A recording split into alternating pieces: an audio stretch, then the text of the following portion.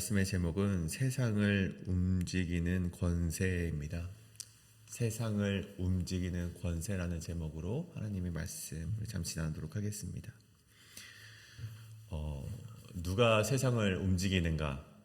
누구에게 세상을 움직일 힘이 있는가라는 질문을 우리 그리스도인들이 전해 듣게 된다면 우리 그리스도인들은 당연히 우리 의심의 여지 없이 하나님이다라고 말씀을 할 것 같습니다.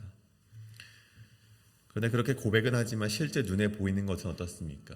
실제로 우리 세상에 돌아가는 실정은 돈과 권력과 힘 있는 자들의 말과 행동으로 이루어짐을 우리가 체감하면서 살아가곤 합니다. 그럼에도 이 그리스도인들은 돈과 권력이 전부가 아니다라고 믿고는 있지만 이 진리를 품고 살아가는 우리 그리스도인들은 때로는 외면받고 오히려 교만한 자들이 높임받는 세상을 바라보면서 하나님은 무엇을 하고 계신 걸까? 하나님은 이 실정을 알고 있긴 하신 걸까라는 질문 속에서 자주 이 혼란을 겪으면서 살아가곤 합니다. 오늘 그런 한복판에서 이런 질문과 우리가 그런 혼란의 한복판에서 오늘 이 본문 에서 6장으로부터 7장 10절까지의 말씀은 그럼에도 불구하고 분명하게 일하시는 하나님의 섭리를 보여주고 있는 그런 말씀으로 우리에게 다가오곤 합니다. 겉으로 보기에는 권력의 한복판에 있는 하만이 모든 것을 쥐고 흔드는 것처럼 보입니다.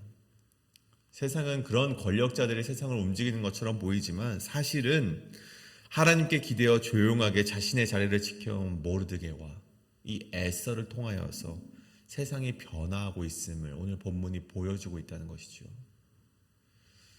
그래서 오늘 말씀은 단순히 한 악인이 몰락하고 또 한 이 믿음 있는 여인의 용기가 세상을 변화했다라는 것을 넘어서 세상이 어떻게 돌아가는지 그리고 하나님을 의지하는 자가 결국 어디로 가게 되는지 우리가 이 말씀을 통해서 한 가지 깨달아야만 한다는 것입니다. 저와 여러분이 오늘 말씀을 통해서 우리 역시 세상을 이 변화시키는 권세는 어디 있는지 우리가 말로는 고백하지만 의심을 품었던 그런 믿음이 오늘 말씀을 통하여서 분명한 확신으로 다가오 서게 되는 그런 말씀이 되기를 간절히 소원합니다. 오늘 두 가지로 이 말씀을 알아보려고 할 텐데 이 세상을 움직이는 권세 첫 번째는 하나님께 기대는 자만이 역사를 이끌어 간다입니다. 하나님께 기대는 자만이 역사를 이끌어간다. 오늘 말씀 6장 14절을 보십시오. 왕의 내시들이 이르러 하만을 데리고 에스더가 베푼 잔치에 빨리 나아가니라 라고 말씀을 하고 있습니다. 이 말씀의 히브리어 원문을 좀 보니까 한국어로 이렇게 직역을 하면 에스더가 마련한 잔치에 하만을 급히 데리고 갔다 라는 단어 이런 이 히브리어 원문이 이렇게 직역이 되어 있더라고요. 에스더가 마련한 잔치에 하만을 급히 데리고 갔다. 우리가 읽은 이 개역개정과는 느낌이 조금 다르죠. 원문에서는 이제 왕의 내시들이 에스더가 베푼 잔치에 빨리 나아갔다라고 적혀 있지만 이 원문에서는 급히 데리고 갔다라고 이 상황이 굉장히 급박하게 진행되고 있음을 보여주고 있습니다. 여기서 이 급히 데려가다라는 뜻의 이 바야필루라는 단어는요, 단순히 이 서두르는 것을 넘어서 이 상황을, 지금 이 진행되는 상황을 하만이 통제할 수 없었다라는 것을 보여주고 있습니다. 이 하만이 모든 것을 통제해온 하만이지 않습니까? 근데 이제는 하만이 그 상황을 통제할 수 없고 단순히 왕의 내실들로 인하여서 끌려가고 있는 행태를 보여주고 있는 말씀이 바로 6장 14절까지의 말씀, 6장 14절의 말씀인 것이죠. 여러분 보십시오. 하만이 6장까지 오면서 굉장히 주도적인 인물이었습니다. 악을 향해 달려가는 걸음이 얼마나 빠른지 왕의 허락도 받기 전에 유다인들을 죽일 날짜를 그가 제비를 뽑았고요.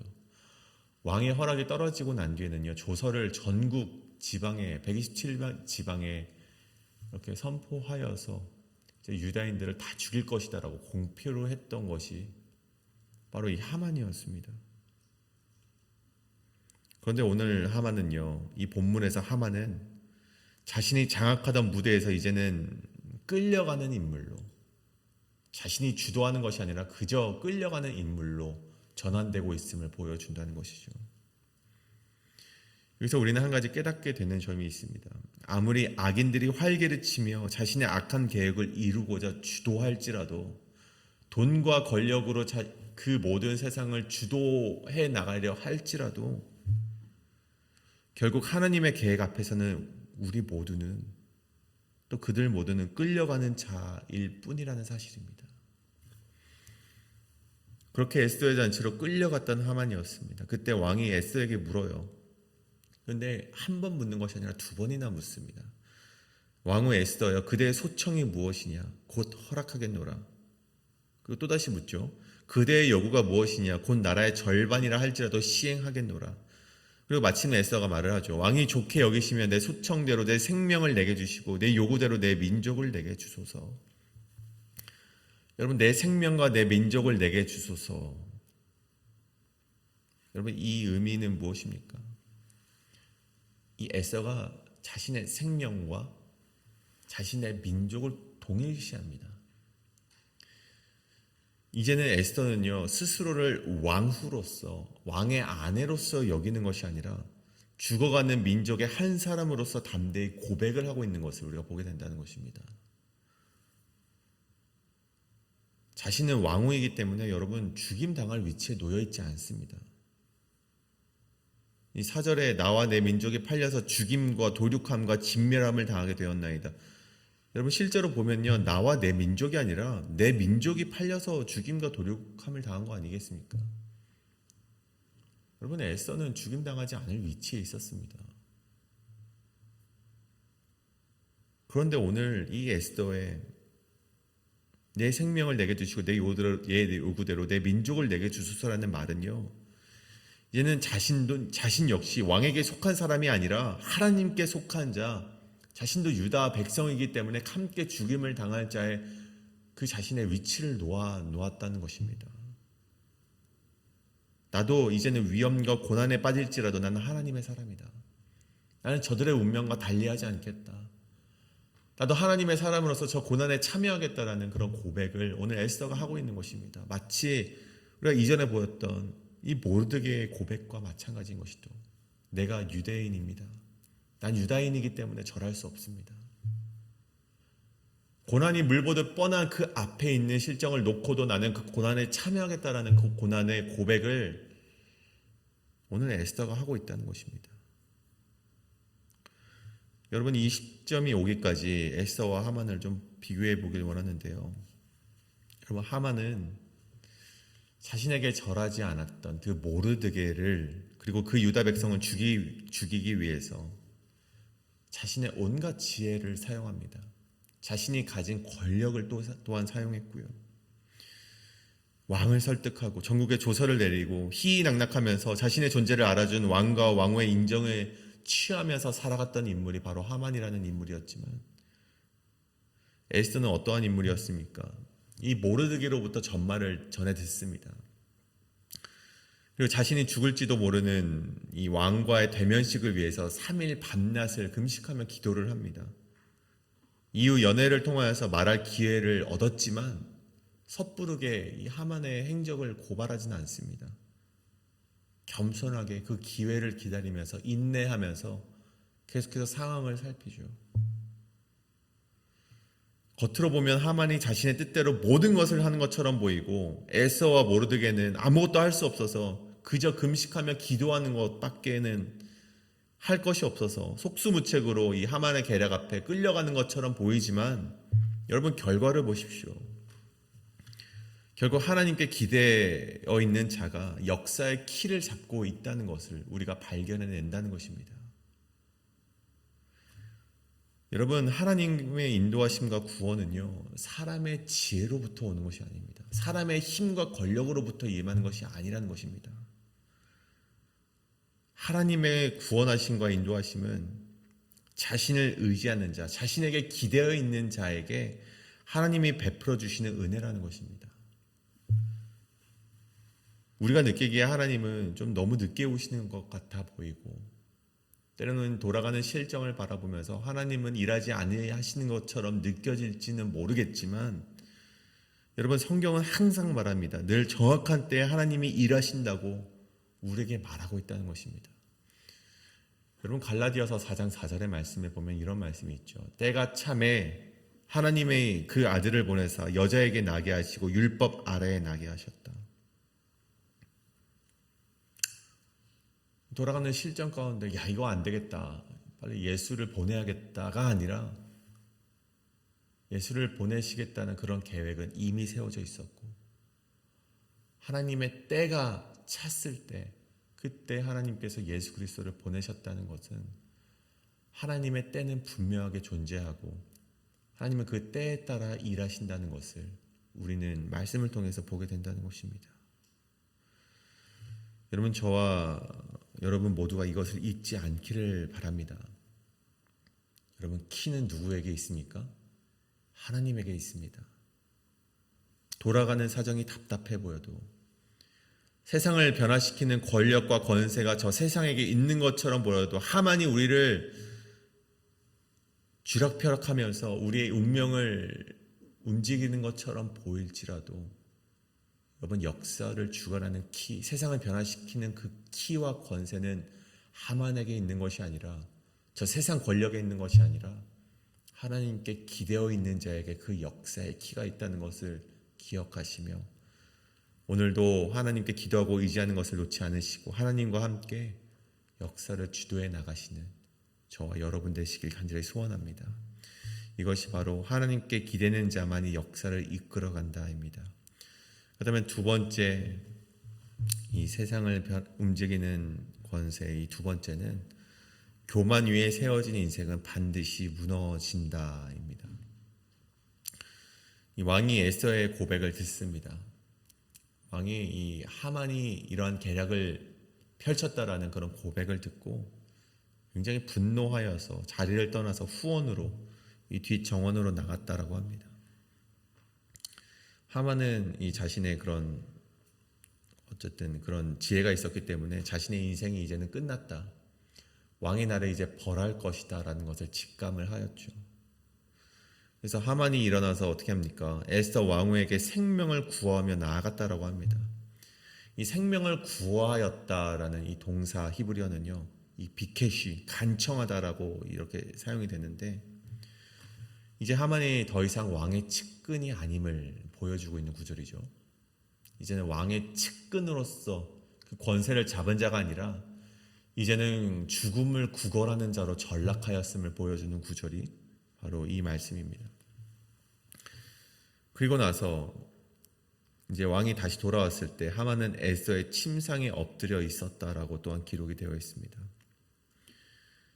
근데 왜 이것을 보면서 이제 왕이 더 분노를 하게 되죠. 왕은 이를 궁중 내 앞에 왕후를 강간까지 하고자 하는가 하면서 격분을 하게 됩니다. 근데 왜 그저 엎드려 있었던 것인데 왜 이러한 말을 했는가 보면, 이 페르시아 궁중법을 조금 우리가 살펴보면, 이 왕의 이제 왕후나 그리고 아니면 이 후궁에게 7보 이상 가까이 가는 것, 그러니까 왕으로 이제 왕후로부터 7걸음 정도 떨어져 있는 그 거리 안으로 들어가는 것을 이때 당시 페르시아 궁중법에서는 이 반역이라고 규정을 해놨었습니다. 그러니까 왕 말고는 이 왕후나 후궁에게 다가서는 것조차 허락되지 않았던 것이죠. 근데 오늘 하만은 에스더 침상에 엎드려 있었고라는 것은요, 왕이 보기에 굉장히 이 분노를 자아낼 수 있는 행위였다는 것입니다. 여러분 보십시오. 이건 역시 저는 하나님의 역사하심이라고 말씀을 드리고 싶습니다. 왜냐하면 여러분, 이 하만이 모든 이 모르드게를 죽이고자 하는 것, 유다인들을 죽이고자 하는 것을 계획했다, 그런 사실은요, 사실은 여러분 왕에게 허락받은 일이었습니다. 여러분, 왕도 그것을 하라고 허락하지 않았습니까? 그것은 반역이 아니었습니다. 다만 자신이 사랑하는 그 에스더, 그 에스더의 민족을 죽이고자 했던 것에 왕이 분노를 했던 것이죠. 그래서 여러분, 물론 왕이 그런 하만을 어떤 벌을 주었어도 이상하진 않겠지만, 여러분, 그런 유다 백성을 죽이고자 하였다라는 사실만으로 그를 장대에 매달거나 그 하만을 죽일 수는 없었을 것입니다. 그래서 왕이 이제 이 후원으로 나아가서 생각을 했던 것이죠. 그 분노 가운데 이 하만을 어떻게 하면 좋을까? 어디 좌천을 시키는 것이 좋을까? 아니면 어떠한 이 매를 주어서 벌을 주는 것이 좋을까? 생각을 하며 나아갔던 것이죠. 그러다가 그래, 좋다, 이러한 벌을 내가 내리겠다라고 하고 돌아왔는데 보여지는 실정이 무엇입니까? 이 왕을 보면 분노하면서 이제는 궁중 내 앞에서 왕으로 강간까지 하려느냐? 이제는 이성의 끈을 놓아서 이제는 죽일 명분이 확실해졌습니다. 이제는 이 하만을 좌천시킬 수도 없어요. 이제 그냥 매를 맞게 하고 끝낼 수도 없습니다. 이 반역이었던 것이죠. 페르시아 법에 따르면. 그래서 어떻게 합니까? 왕이 7장 10절에 모르드게를 매달려고 한 나무에 하만을 달리게 하는 것으로 하만의 삶을 마감시킵니다. 하만이 살고자 했던 그런 에스더 침상 앞에 엎드려 놓여있던 그것을 통하여서도 하나님께서는 악인을 심판하셨다는 것이죠. 이 말씀은 단지 한 악인의 몰락을 말하는 것이 아닙니다. 이 말씀은 하나님 없이 교만 위에 세워진 인생은 결국 자기 꾀에 빠짐을 보여준다는 교훈을 우리에게 말하고 있다는 것이죠. 여러분, 시편 7편 15절에서 16절 말씀에 이런 말씀이 있죠. 그가 웅덩이를 파 만듦이요 스스로 그 만든 함정에 빠졌도다. 그의 재앙이 자기 머리로 돌아가고. 여러분, 오늘 우리는요, 이 하만과 같은 사람을 수없이 많이 목격하곤 합니다. 권력으로, 돈으로, 명예로 교만의 기둥을 세우고자 하는 사람들이 모두 이 하만과 같은 사람이죠. 여러분, 교만의 본질이 무엇입니까?